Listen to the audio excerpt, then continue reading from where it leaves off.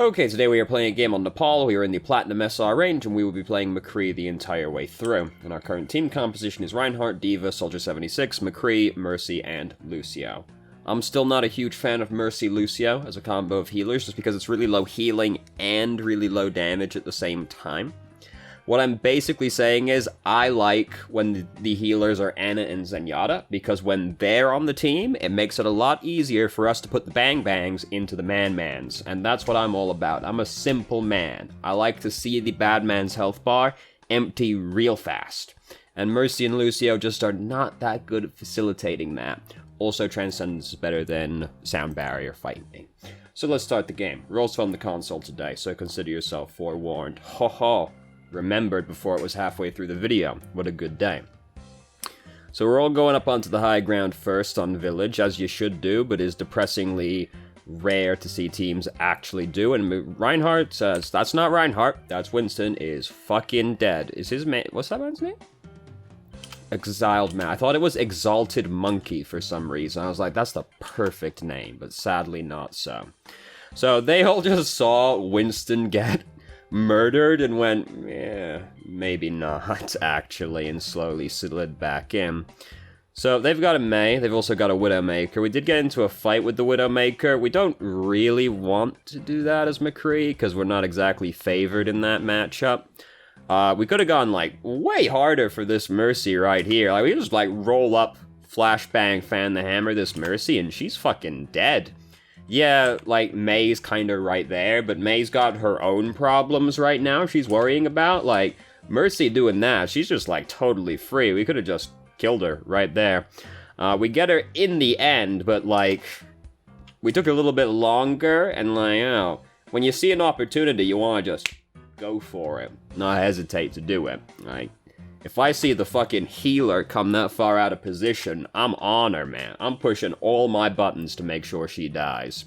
So Mei just walled off Winston. He's probably pretty stoked about that. He would have died regardless, but now he gets to also be angry at Mei. And really, that's all anybody wants, isn't it? They want somebody they can put the blame onto, and then, look, it's not my fault I died.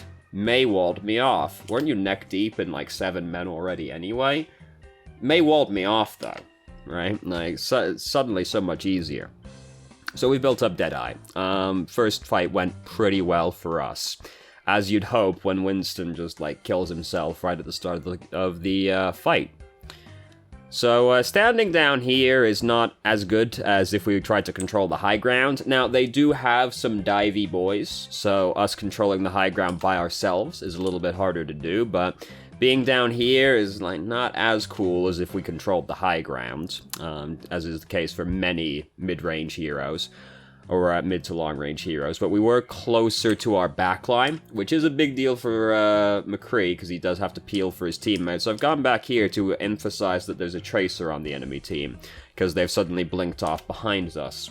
This is important to us as McCree, because we have to worry about killing those kinds of people, but I doubt we actually saw them because it was a very blink and you'll miss it. Ha, see what I did there? Very blink and you'll miss it situation. But there is a Tracer on the enemy team. Now we definitely know there's a Tracer on the enemy team. She was behind us during that, but we never had to actually worry about that. The Winston situation became a problem way before the Tracer situation ever became a problem. But we now know there is one. We have to worry about that. So, Soldier just got fucking annihilated up here, so great job, Soldier. Mercy's come to res him. I've just heard Mei use her ultimate, and was Mei not up there? No, Mei shot him and then went a different way. Okay. I was like, is she chucking it on the Mercy up here? No. She didn't actually, like, come up here to fight. So, we had our flashbang. We could have got her. If we did it, like, now, we save Soldier's life, maybe. If we do it there, we at least kill her instead before shooting her. We killed her in the end anyway, but again, it took us longer than it had to kill the Tracer. We might have even saved Soldier's life if we threw the flashbang as soon as we saw Tracer. Or saw Tracer was in range, I should say. Hammond just tried to use Minefield, and as we can see, that's going to be super bright. He actually got it off, not tried. He did get it off. But as we can see, that was extremely productive. That got them a lot of mileage right there. Bridget's upset about that one, probably. Things are going pretty well at this point. Their Reinhardt's behind us, apparently, we've just learned, so that's a little scary, but they just have to rush on to the point at this point, and didn't really go too well for them. So didn't have to worry about that first round. It went great, but we can see this is a 14-minute video, so the game does not continue as such. So Sanctum now. McCree, not as exciting on this map for me as Soldier or Ash, because I find McCree is just slightly too short range to be super excited about playing on Sanctum, but I mean, you know, the long mid-range heroes still are, like, pretty stoked to be on Sanctum. So this was happening over here. We are worrying about a Tracer situation now. The problem is mostly just half our team goes this way, half our team goes that way. And so Mei finds that half of the team and just kills them. No problem. There's like teammates over there with the Mei as well. So they just get fucking killed. And then they come over to kill us as well. This is the easiest thing to do if you can see there's any kind of split in your team, in the enemy team. Just pick like, or if you're like getting flanked, anything like pincer maneuver, you just pick one half of the enemy team and just commit to fighting that half as fast as hard as possible, and then bam, now the other half's on their own. Easy peasy, just turn on the rest of them. Not really, you know, if we had gone with them instead, we might have saved them from the Mei. We probably would have done, because of just the crowd control of Flashbang at least, but the main issue is just our team split up and went two different ways, and we don't really have our teammates are going to do whatever they're going to do. Unfortunately, we can't control other human beings as much as we want to sometimes. So we've got our Flashbang. We decided to do it, like, really late again. Like, if you see an opportunity to use it, like, Tracer's dancing around in front of us, but we missed, so that's obviously bad also. But by the time we decided to use the Flashbang, she'd already used Pulse Bomb on Reinhardt and killed him. Like, if you see an opportunity to use the Flashbang to kill someone, or probably kill someone, just do it. Like, don't hesitate to do it. Just fucking get that guy. Get that guy got, and just remove him. Because that's like, don't worry about the cooldown. The whole point of the cooldown is it helps you kill people, pretty much, right? That's all the whole game revolves around. So if you see an opportunity to do it, don't hesitate to do it. Just fucking go for it, man. So, Mei's using her ultimate right now, which is basically, like, the way our team is right now, everybody dies. Like, we lose this team fight. As soon as I hear Mei's ultimate there, I'm like, I'm leaving. I'm going back to the spawn now, because all my teammates are going to die, and I don't want to die with them. We didn't end up dying with them because we stayed, like, really far up. Our teammates are dead at that point. No reason to stay up there. We lost the fight. Just go back and wait at the spawn to regroup with our teammates instead. So we want to go left instead of straight down the middle, it looks like. People never go left or right on Nepal, like on Sanctum specifically. They never go left and right. It's always just like straight through the middle. If straight through the middle doesn't work, well, that's it. There's like clearly no other options we could possibly take. Here's some just like, you know, have I ever told you the definition of insanity, right? Here's some good advice for you.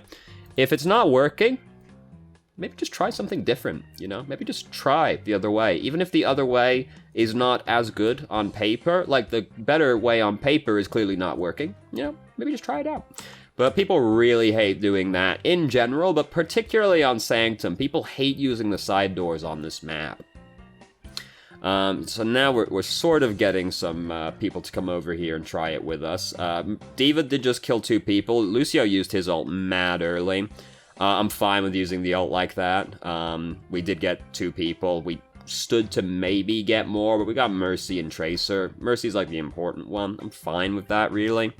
The scary thing is that they do have a Roadhog, so like there was the possibility of, just because of where we were, there was the possibility we get like fucked by Roadhog, but ended up like, it was fine. I'm not that bothered about it.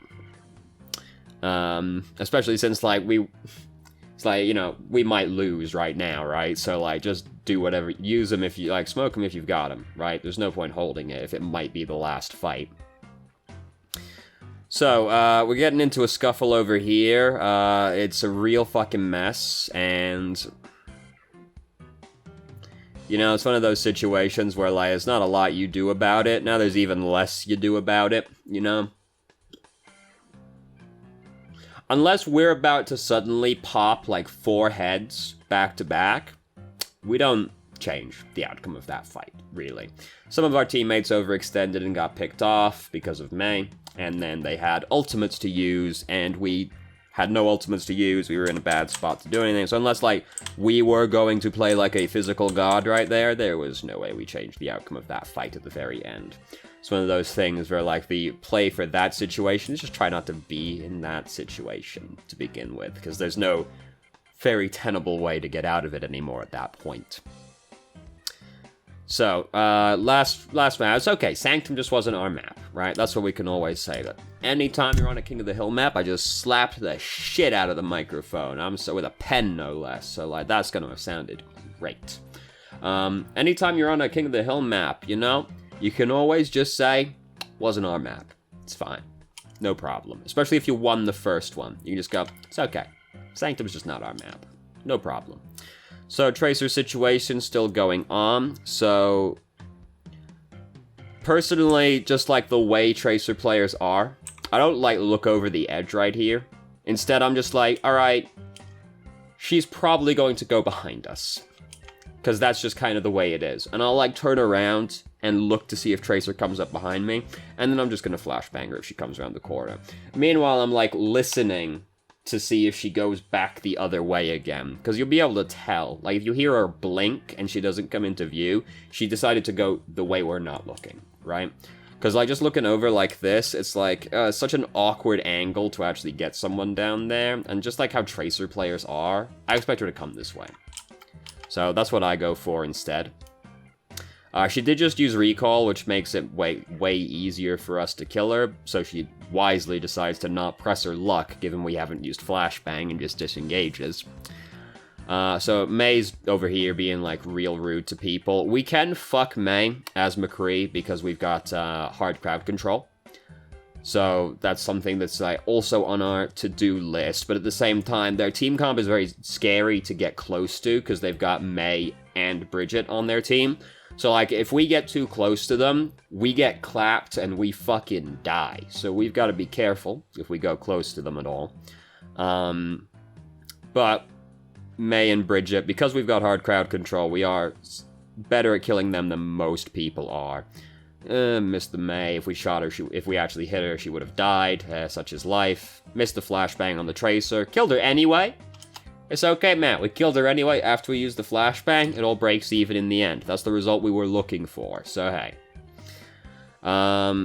So, we've got Deadeye right now, but the fight is not exactly going particularly well.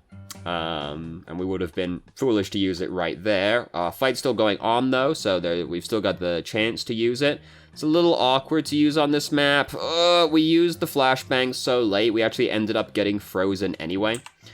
Like, go back. So, like, you know, we hit her. We see she's half health, right?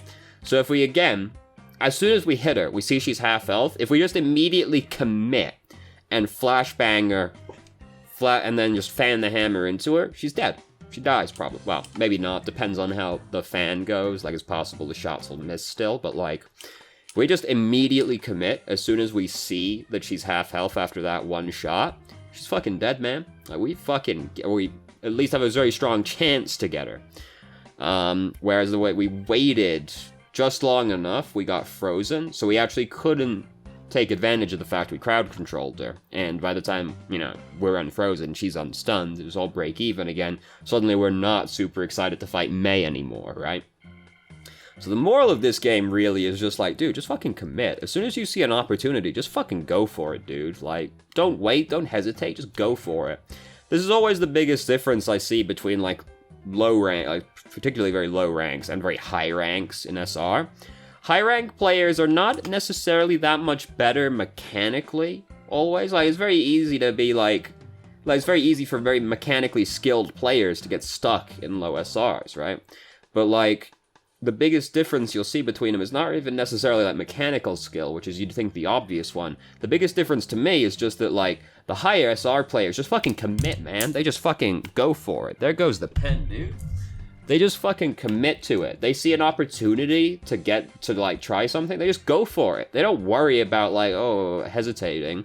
Because what I always see in, like, lower SRs is a lot of, like, very slow, like, meandering play. People, like, oh, they don't have, like, a very firm idea what they're trying to do right now. They see an opportunity, but they don't, like, fully commit to it. You seem like they've that walk forward and backwards thing where they're like, I'm not sure if I want to try for that. You see a high SR player, they're just like, they know what they're doing, they just like go around the map like, this is what I'm doing right now. And then they see an opportunity and they just fucking go for it, man. They just like, immediately, it's like roll, flashbang, fam. Immediately. They don't worry about it. Just fucking commit, man. If you see an opportunity, you just fucking go, dude. So we get the Tracer, we go for the fam. Didn't work out, very unfortunate. Did we roll beforehand? Like, we are very far away from her at this point. Fan is, like, worse on... It's hard to fan Tracer because she's so small. So, like, because of the distance, here we're better off rolling up to her beforehand so that we can try and get, like, the shots into her. We do waste some time rolling, but, like, we're just so far away from her. And if we're not confident we've got the time to do that, we can roll back on the large health kit. Tracer's probably going to recall, regardless at that point, just because of fear of dying, pretty much. And then it's kind of like break even, we try again. Like, we can still, like, fight it out at that point, but just the sheer distance, I'm like, roll forward, fam. And then maybe get the melee in there as well. And, you know, possible it still doesn't work out. It would be a very fine timing regardless, but...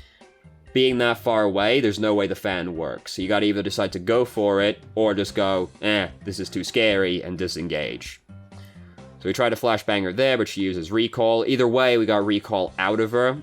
Recall's a longer cooldown than flashbang, ever so slightly.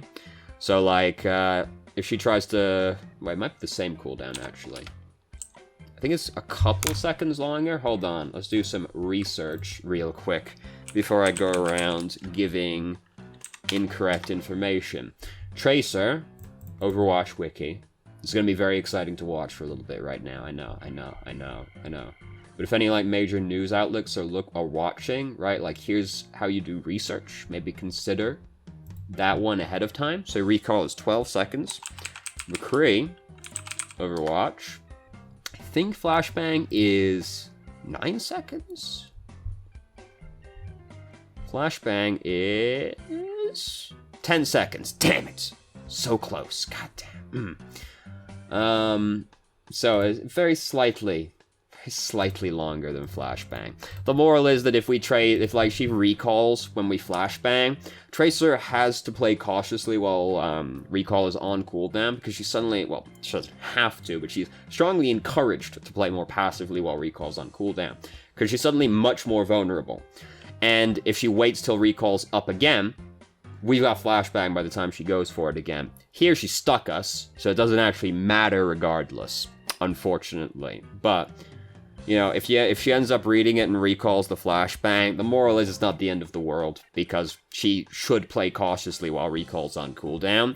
So we can still continue playing McCree while flashbang's on cooldown. So we still, like, we win the trade. Ideally, we kill her, obviously, but we still win the trade overall. So what I'm looking for in here is a very specific setup of people. Because...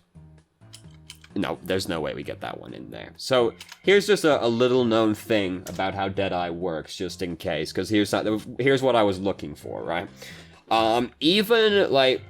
when Deadeye...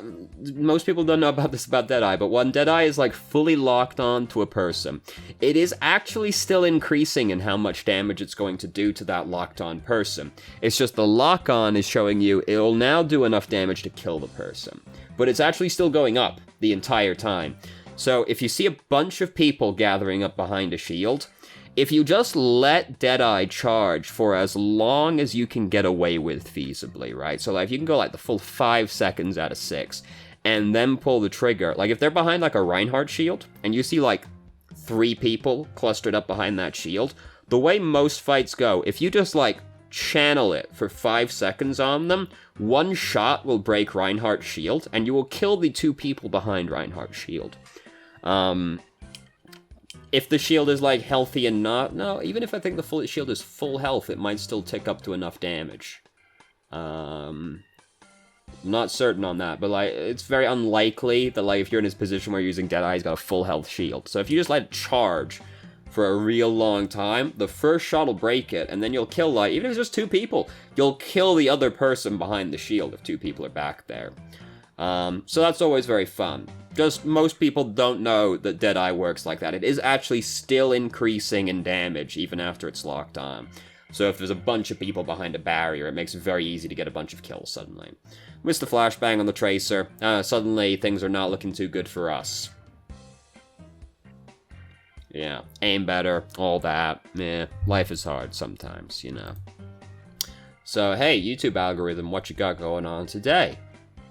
Well, I don't like the Elder Scrolls, but I mean, just looking at this mask, like, I might watch it, to be honest with you. I like Northern Lion, I'm a big fan. I like Angry Joe. Nope, not a fan of that one, really. I do watch fighting game stuff, so I know where it's come from. I've watched stuff about Anthem. Joseph Anderson's a good game critic, recommend. This one, like, no, I wouldn't watch that, but hey, whatever.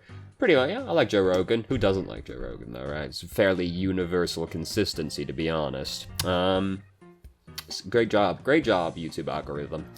Anyway, so the thing that stood out the most in that game was just, like, not capitalizing on opportunities, like, just...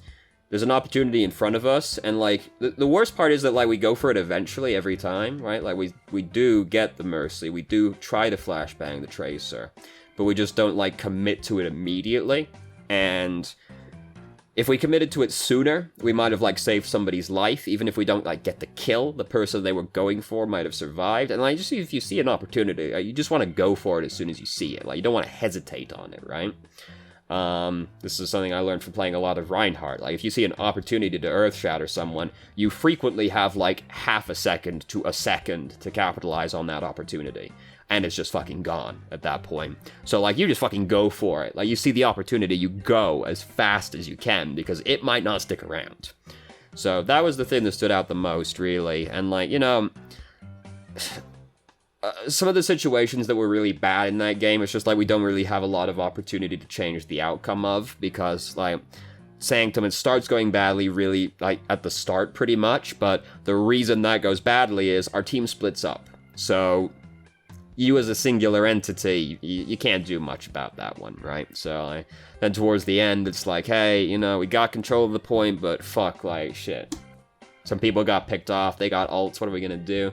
So, you know, sometimes you want to look at the really bad stuff, like, how could I have changed this? But sadly, sometimes the answer is, it was kind of out of your hands, unless you were going to play, like, phenomenally for the next, like, few seconds, pretty much, which, not impossible, especially on a hero like McCree, who does have the potential to, like, really fucking pop off and kill a bunch of people back to back, but sadly not a very consistent thing to just pull out of your pocket. I think I'm gonna play like Kefri for the next few seconds, you know? Like, doesn't quite work like that, sadly. So anyway, that was the thing that stood out the most in that game, just like not capitalizing on opportunities, pretty much. So anyway, thank you very much for watching. If you did, if you have any questions, feel free to ask. I'm more than happy to answer. If you haven't already, you can join our Discord, ask questions more directly, and have a conversation about them, or just shitpost with us. I've started streaming on Twitch Tuesday, Thursday, Saturday, 7 p.m. EST till 11 EST. There's a link to the channel in the description. And if you managed to make it all the way through the video and somehow still enjoyed it, please like the video and subscribe for more content of middling quality in the future. And I hope you found the video helpful.